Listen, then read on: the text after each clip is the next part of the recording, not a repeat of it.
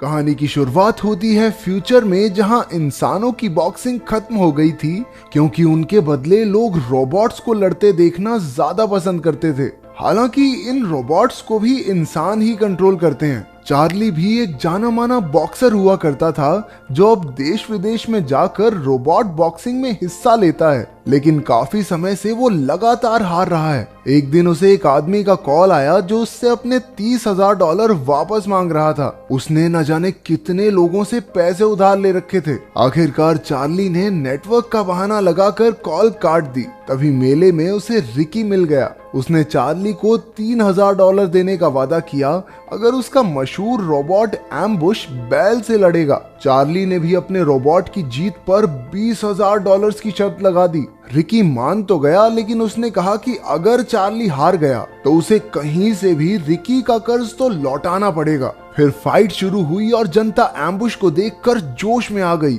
शुरू में सब सही था और एम्बुश बैल के वार से बचने में कामयाब भी हो गया, लेकिन तभी चार्ली लोगों से बात करने में इतना खो गया कि उसे रोबोट के पीछे भागता हुआ बैल दिखाई ही नहीं दिया। बैल ने अपनी जोरदार टक्कर से एम्बुश की टांग तोड़ डाली। चार्ली ने रिकी से फाइट रोकने को कहा, लेकिन वो नहीं माना। फाइट के आखिर में एम्बुश बस लोहे का कबाड़ बनकर रह गया और बच्चे उसका एक एक पुर्जा उठाकर अपने साथ ले गए। चार्ली भी मुंह छिपाकर पतली गली से निकलने लगा, लेकिन तभी दो लोगों ने आकर उसे बताया कि उसकी पिछली पत्नी की मौत हो गई है और उसका 11 साल का बेटा मैक्स अब एकदम अकेला है। चार्ली को अपने बेटे की कोई खास परवाह नहीं थी और उसने कोर्ट में जाकर कह भी दिया कि वो मैक्स को संभालने की हालत में ही नहीं है। हालांकि उसके कुछ रिश्तेदार मैक्स को अपनाना चाहते थे, इसलिए चार्ली ने उन्हें मैक्स की कस्टडी $1,00,000 में सौंप दी। पहले $50,000 लेकर वो मैक्स के साथ कुछ समय बिताने को तैयार हो गया।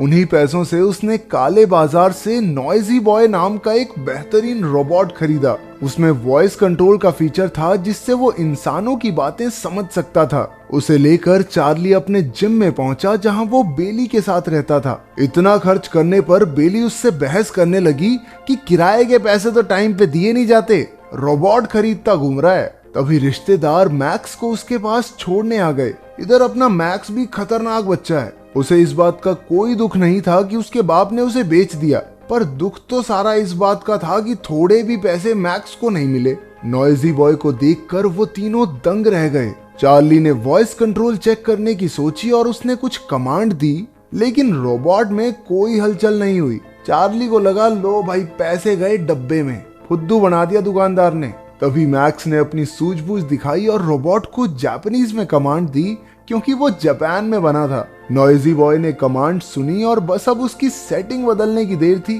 थोड़े टेस्ट करने के बाद चार्ली उसे अपनी वैन में लाद कर अगले कंपटीशन में जाने को तैयार हो गया। मैक्स ने वैन की चाबी चुरा ली और साथ चलने की जिद करने लगा। हार कर चार्ली को उसे अपने साथ ले जाना पड़ा। फिर वो फाइट क्लब में पहुंचे जहां काफी सारे रोबोट्स आए थे। चार्ली को पूरा यकीन था कि वो इस बार तो जरूर जीतेगा, इसलिए उसने नॉइजी बॉय का नाम मेन फाइट में लिखवा दिया। मैक्स ने उसे बहुत समझाया कि पहली बार सिर्फ छोटी फाइट से लड़े, लेकिन चार्ली ने कहा चल चल बाप को मत सिखा चल। चार्ली नहीं माना और नॉइजी बॉय को चैंपियन रोबोट मिडास से लड़ने भेज दिया। शुरुआत में तो नॉइजी बॉय अपने ओपोनेंट पर भारी पड़ रहा था। चार्ली के मन में पैसों के बारे में सोच सोच कर लड्डू फूटने लगे और इसी चक्कर में उसका ध्यान फिर भटक गया। उधर मिडास ने नॉइजी बॉय पर जोरदार वार किया। चार्ली हड़बड़ाहट में ढेर सारी वॉइस कमांड्स देने लगा, लेकिन जल्द ही मिडास ने नॉइजी बॉय का सर धड़ से अलग कर दिया। फाइट के आखिर में बेचारे रोबोट का सिर्फ वॉइस कंट्रोल सिस्टम ही बच पाया। मैक्स ने अपने बाप के जले पर नमक छिड़कते हुए कहा कि उसे फाइट से पहले नॉइजी बॉय को अच्छे से ट्रेन करना चाहिए था। ये सुनकर चार्ली उस पर भड़क गया और बच्चे को अच्छी खासी सुना दी। वैसे देखा जाए तो बच्चा कुछ गलत भी नहीं कह रहा था। घर लौटते हुए वो कबाड़ खाने में नए रोबोट के पुर्जे ढूंढने गए। बातों बातों में चार्ली ने मैक्स को बताया कि कैसे इंसानों के बदले रोबोट्स की बॉक्सिंग शुरू हुई। अचानक मैक्स का पैर फिसला और वो एक चट्टान से गिर पड़ा। खुशकिस्मती से उसने किसी रोबोट का हाथ पकड़ लिया, जिससे उसकी जान बच गई। चार्ली ने तुरंत नीचे उतरकर मैक्स को बचाया। ऊपर आकर मैक्स ने देखा कि जिस रोबोट से उसकी जान बची वो कीचड़ में लिपटा हुआ था। उसने चार्ली से कहा कि इस रोबोट को अपने साथ ले जाने में उसकी मदद करे, लेकिन चार्ली ने एक बार फिर खुदगर्ज होकर अपने बेटे की मदद करने से मना कर दिया। मैक्स ने अपनी पूरी जान लगाकर सुबह तक उस रोबोट को पहाड़ी पर खींच लिया। आखिरकार वो वैन तक पहुंचा और चार्ली के साथ उसके जिम में गया। नॉइजी बॉय की हालत देखकर बेली को बहुत गुस्सा आया। उसने चार्ली से कहा कि अपने जीतने के सपने के साथ साथ अपनी असलियत को भी समझे, लेकिन चार्ली ने उसे चलकर मैक्स का रोबोट देखने को कहा। पता चला कि ये रोबोट एक पुराना मॉडल है जो फाइट के लिए नहीं बल्कि स्पेयर पार्ट्स के लिए बनाया गया था। ये हमला तो नहीं कर सकता, लेकिन अपना बचाव जरूर कर सकता है। अचानक रोबोट ऑन हो गया और बेली ने देखा कि इसमें एक शैडो फीचर था, जिसके हिसाब से ये रोबोट किसी भी इंसानी हरकत की हूबहू नकल कर सकता था। मैक्स ने रोबोट का कीचड़ साफ किया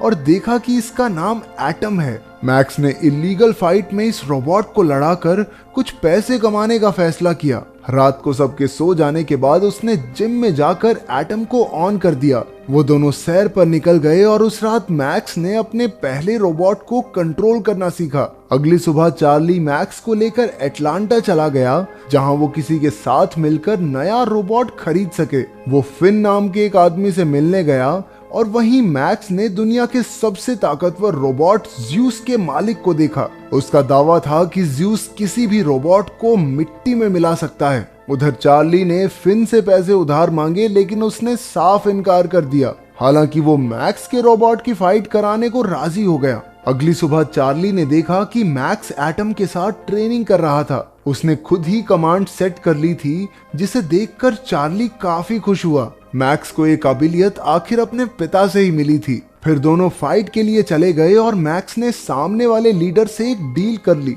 अगर एटम एक राउंड जीता तो उसे $1000 मिलेंगे और अगर वो हारा तो एटम लीडर का हो जाएगा। फिर फाइट शुरू हुई और मैक्स ने एटम को कंट्रोल किया। रोबोट ने कोई हमला नहीं किया, बस खुद का बचाव करता रहा। चार्ली ने मैक्स से कहा कि सामने से हमला करे, लेकिन तभी ओपोनेंट ने एटम के सर पर वार कर दिया। पहला राउंड खत्म होने में सिर्फ 30 सेकंड बचे थे और उससे पहले एटम को फिर से खड़ा होना था। मैक्स के ऑर्डर पर एटम खड़ा हो गया और इसी के साथ मैक्स $1000 जीत गया। इससे लीडर की सिट्टी पिट्टी गुम हो गई और उसने शर्त रखी कि अगर ये रोबोट एक और राउंड टिक गया तो वो $2000 यानी दुगना इनाम देगा। चार्ली ने मैक्स को समझाया कि इसमें ना पड़े, लेकिन मैक्स फाइट के लिए राजी हो गया। अगला राउंड शुरू हुआ और एटम ने सामने वाले रोबोट पर जोरदार वार किया, जिससे उस बेचारे का सिस्टम ही क्रैश हो गया। आखिरकार मैक्स जीत गया और अपना इनाम लेकर वहां से चलता बना।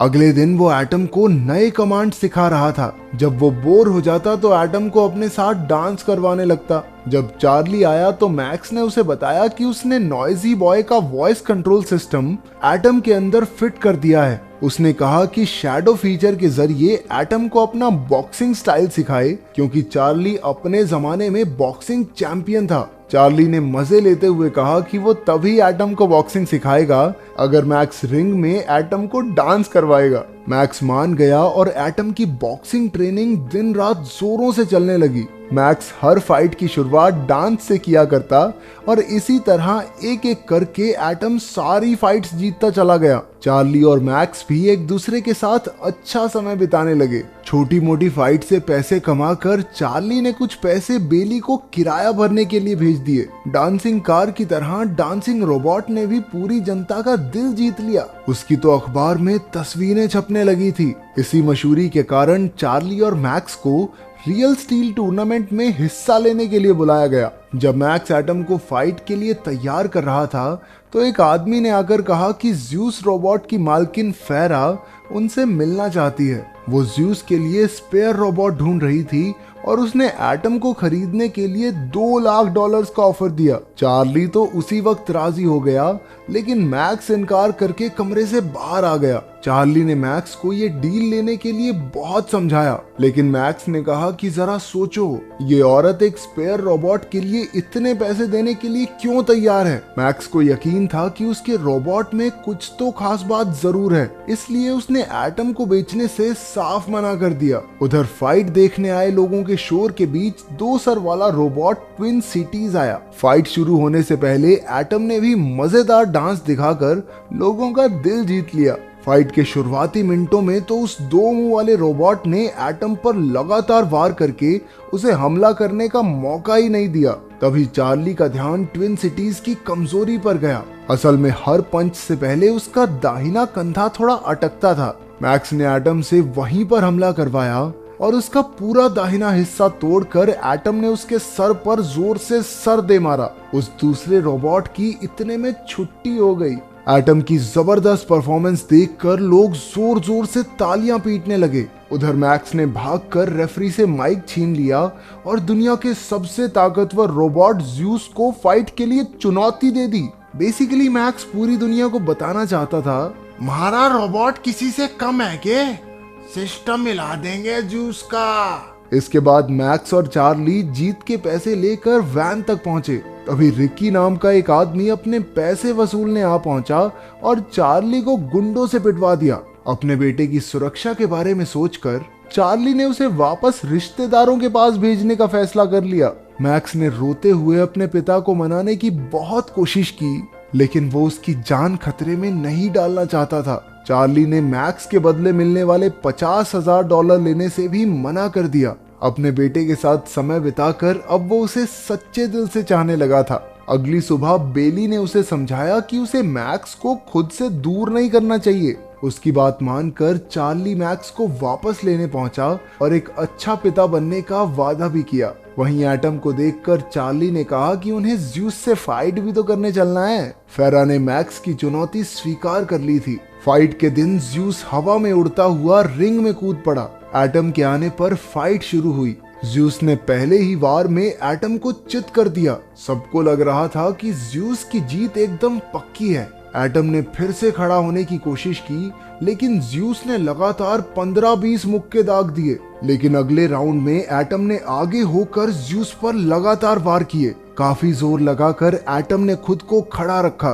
फाइट चलती रही और एटम किसी तरह से दूसरे और तीसरे राउंड तक लड़ता रहा। चौथे राउंड तक ज़्यूस ने अपनी पूरी ताकत से एटम की बुरी हालत कर दी।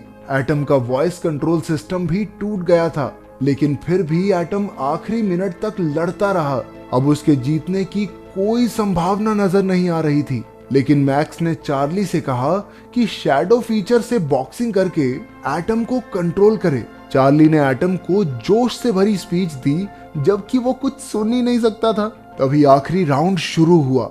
एटम खुद को बचाकर ज़्यूस की ताकत बर्बाद करवाता रहा। जैसे ही उसकी ताकत कम हुई, चार्ली ने एक के बाद एक लगातार मुक्के ज़्यूस को मारे, लेकिन ज़्यूस एक बार फिर खड़ा होकर वार करने लगा। तभी राउंड खत्म हो गया और ज़्यूस हारने से बच गया। जनता जोर जोर से एटम का नाम चिल्लाने लगी। ज़्यूस के ज्यादा पॉइंट्स थे, इसलिए वो जीत गया, लेकिन जनता के दिल में तो एटम बस गया था और मैक्स को तो यही चाहिए था। मैक्स और चार्ली ने कसकर एक दूसरे को गले लगाया। आखिरकार उन्होंने एटम के साथ अपनी असली जीत का जश्न मनाया।